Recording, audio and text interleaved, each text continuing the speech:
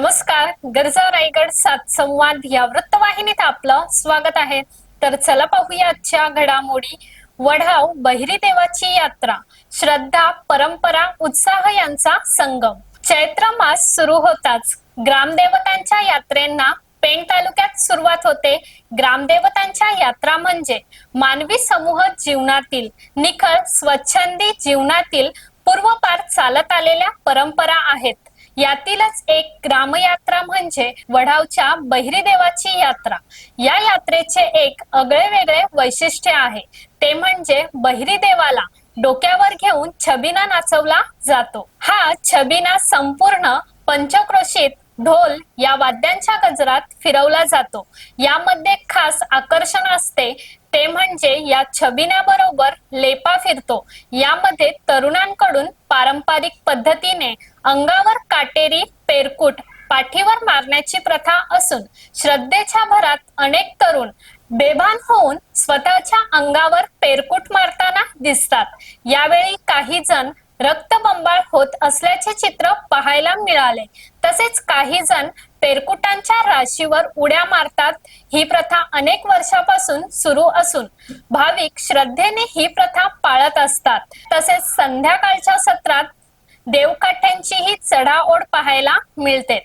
या यात्रेच्या निमित्ताने पेरकुटांची आगळी वेगळी प्रथा बघण्यासाठी तालुक्यासह जिल्ह्यातून अनेक भाविक वढावच्या यात्रेमध्ये हजेरी लावतात।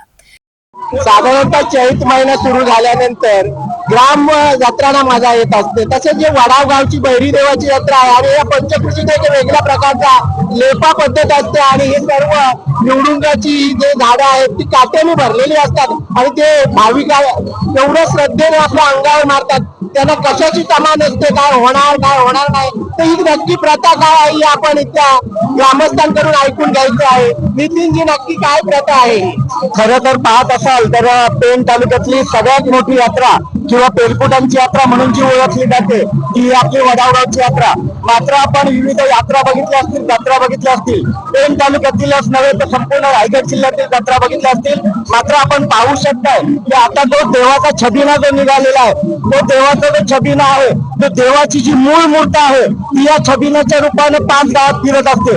आजपर्यंत महाराष्ट्रात नाही संपूर्ण भारतात आपल्याला अशा प्रकारे पाहायला मिळणार नाही की कुठल्याही देवाची जर जत्रोत्सव असेल तर त्याची जेव्हा पालखी निघते तेव्हा त्यावेळेला फक्त त्या देवाची प्रतिमा नेली जाते किंवा तिथं मुखवटा नेला जातो। मात्र हे वडाव एकमेव गाव असं आहे की गावातली पूर्ण देवाची मूर्त जी आहे ती छबिने रूपी लेप्यामध्ये बसवली जाते आणि तो लेपा या पंचक्रोशीत फिरला जातो। या पाठीमागचा जर इतिहास आपण जाणून घ्यायचं म्हटलं तर पूर्व परंपरेपासून चालत आलेला हा इतिहास आहे आणि ही जी मूर्त पाहताय ती अखंड एका लाकडाची मूर्त आहे।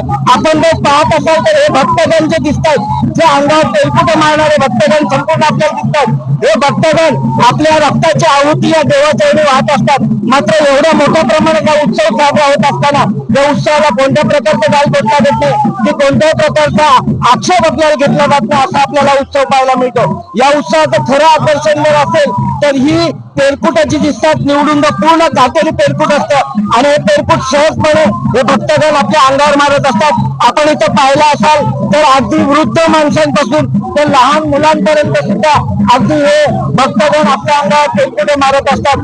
खऱ्या अर्थानं हा वडाव गाव या यात्रेच्या निमित्तानं एक होत असतो आणि यात्रेनिमित्त आपण सर्वजण इथे येतात त्याबद्दल आपल्यालाही मनपूर्वक धन्यवाद देतो आणि हा उत्सव असाच वर्षानुवर्ष यापुढे चालत राहील यासाठी आपलं सहकार्य नेहमीच आम्हाला लाभो ही ईश्वरचरणी प्रार्थना करतो। आणि यात्रेचं खरं आकर्षण म्हणजे 400 ते 500 फूट देवकाठ्या ज्या आहेत त्या उंचच्या उंच देवकाठ्या फक्त काठीच्या साह्याने उभ्या केल्या जातात आणि गेल्या वर्षापासून पाहिलं असेल तर या काठ्यांवर 500 फूट उंचापर्यंत लाइटिंग केली जाते। म्हणजे दरवर्षी काहीतरी आकर्षण करण्याचं या वडावकरांचा प्रयत्न असतो।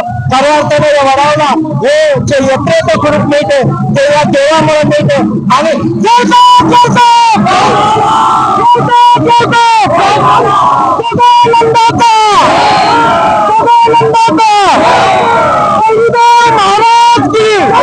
तर अशाच अनेक ताज्या घडामोडी पाहण्यासाठी गरजा रायगड सात संवाद या वृत्तवाहिनीला सबस्क्राइब करून बेल आयकॉन वरती क्लिक करा। धन्यवाद।